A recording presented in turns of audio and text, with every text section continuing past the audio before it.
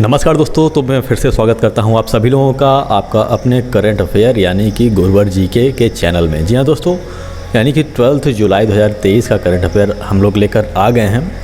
आज हम उन महत्वपूर्ण प्रश्नों को हल करेंगे जो कि आज के करंट अफेयर्स के लिए आवश्यक है, यानी कि भविष्य में होने वाले परीक्षा के लिए बहुत आवश्यक है। तो चलिए प्रारंभ करते हैं। आज का पहला प्रश्न है कि 2023 में होने वाले एशियन एथलेटिक्स चैंपियनशिप का शुभंकर किसे चुना गया है। आपके ऑप्शन हैं भगवान गणेश, स्नो लेपर्ड, भगवान हनुमान या फिर वाइट टाइगर। बताइए दोस्तों आपका जवाब क्या होगा। जी हाँ दोस्तों, यदि आप चुनते हैं सी यानी कि भगवान हनुमान तो आप बिल्कुल सही हैं। जी हाँ दोस्तों, जो 2023 में एशियन एथलेटिक्स चैंपियनशिप होने जा रहा है उसके लिए जो शुभंकर इस बार चुना गया है वो हमारे भगवान हनुमान जी को चुना गया है। यहाँ पे इसका लोगो आप देख सकते हैं। ये लोगो जो है ये उसी एशियन एथलेटिक्स चैंपियनशिप का है इस बार का 2023 का। अगले प्रश्न की ओर बढ़ते हैं। अगला प्रश्न है भारतीय खिलाड़ी तेजिंदर पाल सिंह तूर का संबंध किस खेल से है। आपके ऑप्शन है हॉकी, बैडमिंटन, हैमर थ्रो या फिर शॉट पुट। आपको बताना है कि जो तेजिंदर पाल सिंह है वह कौन सा खेल खेलते हैं। यदि दोस्तों आप जवाब देते हैं डी यानी कि शॉट पुट तो आप बिल्कुल सही हैं।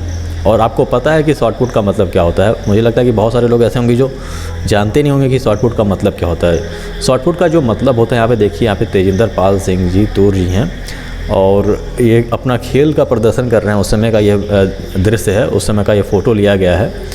और ये जो शॉट पुट मुख्य रूप से होता है वह जो गोला फेंक होता है, ये उसी प्रकार का खेल होता है जिसमें गोला फेंका जाता है और जो सबसे दूर सही दिशा में गोला फेंकता है उसकी जीत इसमें होती है। अगले प्रश्न की ओर आगे बढ़ते हैं। अगला प्रश्न है 2023 में होने वाला एशियन एथलेटिक्स चैंपियन इस बार का कौन सा संस्करण है। 26वां, 25वां, 50वां या फिर 23वां। तो बताइए आपका जवाब क्या होगा दोस्तों। जी हाँ दोस्तों, यदि आप चुनते हैं बी यानी कि 25वां तो आप बिल्कुल सही हैं। 2023 में होने वाला एशियन एथलेटिक्स चैंपियनशिप इस बार का 25वां संस्करण है। अगले प्रश्न की ओर आगे बढ़ते हैं। अगला प्रश्न है एशियन एथलेटिक्स चैंपियनशिप 2023 का आयोजन किस देश में किया जा रहा है। यह काफ़ी महत्वपूर्ण प्रश्न है दोस्तों। तो बताइए इसका जवाब क्या होगा। चीन के शंघाई में या फिर थाईलैंड के बैंकॉक में या फिर भारत के दिल्ली में या फिर पाकिस्तान के लाहौर में। बताइए इसका जवाब क्या होगा दोस्तों। जी हाँ दोस्तों, ये आप चुनते हैं बी यानी कि थाईलैंड यानी कि बैंकॉक में तो आप बिल्कुल सही हैं। एशियन एथलेटिक्स चैंपियनशिप 2023 का जो आयोजन किया जा रहा है वह थाईलैंड बैंकॉक में किया जाएगा। अगले प्रश्न की ओर आगे बढ़ते हैं। अगला प्रश्न है दोस्तों कि एशियन एथलेटिक्स चैंपियनशिप का आयोजन बैंकॉक के किस स्टेडियम में किया जाएगा। आपके ऑप्शन है राजमंगला स्टेडियम, बी है सुपाचलासाई नेशनल स्टेडियम, सी है रथबुरी प्रांतीय स्टेडियम या फिर हुआ मार्ग इंडोर स्टेडियम। तो बताइए आपका दोस्तों जवाब क्या होगा।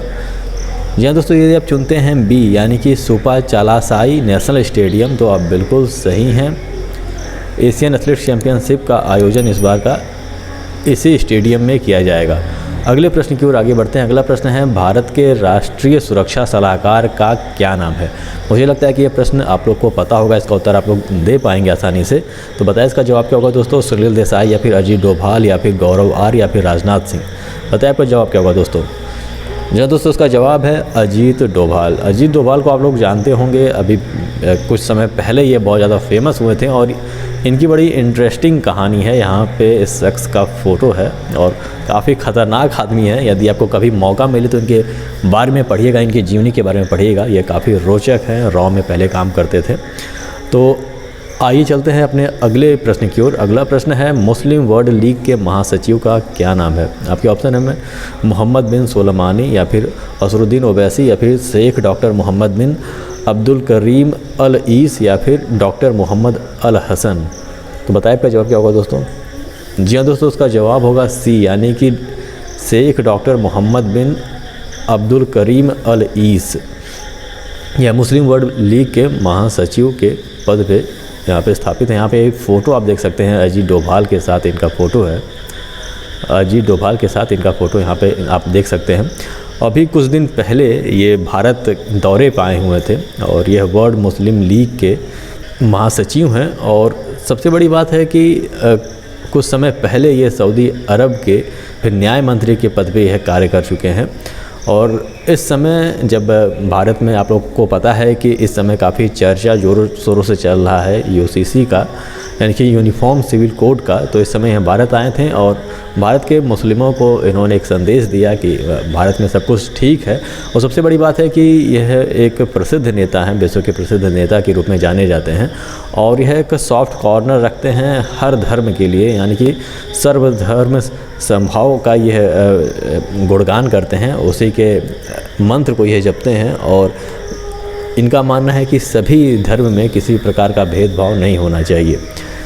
ये जो मुख्य रूप से मैं बात करूं कि जो मुस्लिम वर्ल्ड लीग है, इसका जो स्थापना किया गया है वह एक एनजीओ के रूप में किया गया है। प्रारंभिक अवस्था में इसका काम था कि जो मुस्लिम लोग थे, जो कहीं पे भी यदि वह कम संख्या में है तो उनकी मदद करना इसका काम था, या फिर मस्जिदों का निर्माण करना इसका काम था। लेकिन वर्तमान समय में जब से मोहम्मद बिन अब्दुल करीम इसके महासचिव बने हैं, तब से इसके उद्देश्य भी बदले हुए नज़र आते हैं।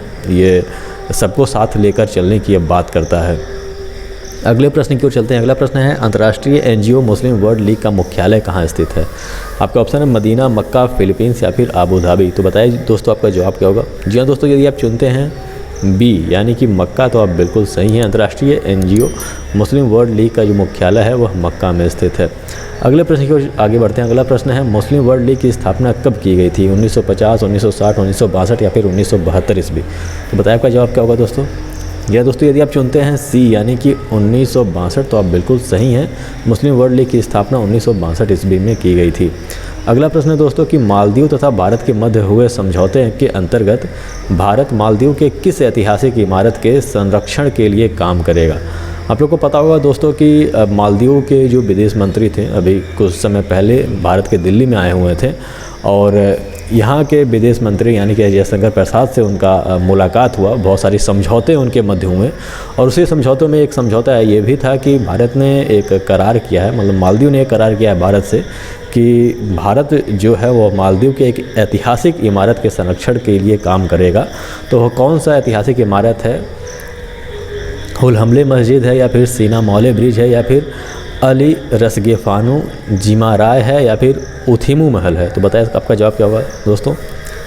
जी दोस्तों, उसका जवाब होगा उथिमू महल। उथिमू महल के संरक्षण के लिए भारत काम करने वाला है मालदीव के साथ मिलकर। अगले प्रश्न की ओर आगे बढ़ते हैं। अगला प्रश्न है, उथिमू महल किसका आवास स्थान था? आपके ऑप्शन हैं सुल्तान मोहम्मद ठाकुर फानू, या फिर सुल्तान मोहम्मद सलीम, या फिर अब्दुल्ला शाहिद, या फिर शेख हसीना। बताइए आपका जवाब क्या होगा दोस्तों। जी हाँ दोस्तों, यदि आप चुनते हैं सुल्तान मोहम्मद ठाकुर फानू, तो आप बिल्कुल सही हैं। इसका ऑप्शन जो ए है वह बिल्कुल सही होगा। यह मुख्य रूप से 16वीं शताब्दी के एक हीरो के रूप में जन्म इनका हुआ था वहाँ पे। और मुख्य रूप से कहा जाए तो 16वीं शताब्दी में ये मालदीव के सुल्तान के रूप में वहाँ पे स्थापित हुए थे और इनका जो पूरा जीवन था वह बाहरी आक्रमणकारियों से या फिर पुर्तगाली प्रभाव से देश को मुक्त करने का इनका जो पूरा जीवन था वह समर्पित हो गया था। और उथमी महल इनका अपना महल था जहाँ पे इनका निवास स्थान था और ये मुख्य रूप से लकड़ी का बनाया गया है। उथमी महल जो है वह इसका लकड़ी से इसका निर्माण हुआ है और इसी के संरक्षण की बात जो मालदीव है वह कर रहा है भारत से कि भारत से इसको मदद चाहिए कि वो उसका संरक्षण कर सके ताकि वह ख़राब होने से बच सके। अगले प्रश्न की ओर आगे बढ़ते हैं दोस्तों। आज का अंतिम प्रश्न है 12वां प्रश्न, मालदीव के वर्तमान विदेश मंत्री का क्या नाम है? आपके ऑप्शन है शाहिद खान या फिर सलमान रुश्दी या फिर अब्दुल्ला शाहिद या फिर मोहम्मद शेख अली। इस प्रश्न को हम अपने पिछले अध्याय में भी यानी कि पिछले जो करंट अफेयर का जो वीडियो था उसमें भी इसको शामिल किया था। उसमें हमने इसका उत्तर भी बताया था। आप लोग को पता है कि हम जो अंतिम प्रश्न होते हैं वो आप लोग के लिए छोड़ देते हैं, उसका उत्तर हम नहीं बताते हैं। तो यदि आपको इसका जवाब पता है तो आप कमेंट बॉक्स में लिख सकते हैं और यदि नहीं पता है तो थोड़ा सा रिसर्च कीजिए और फिर कमेंट बॉक्स में आप जवाब दे सकते हैं इसका। तो दोस्तों आशा करता हूँ कि आज का वीडियो आप लोग को समझ आया होगा और वीडियो अच्छा भी लगा होगा। यदि वीडियो अच्छा लगा तो इसे लाइक कर दीजिएगा, हमारे चैनल को सब्सक्राइब कर दीजिएगा और बेल आइकन भी प्रेस कर दीजिएगा ताकि जब हम नए वीडियो डालें तो उसकी जानकारी आपको हो सके। तो हमारे साथ बने रहने के लिए बहुत बहुत धन्यवाद। मिलते हैं अपने अगले वीडियो में।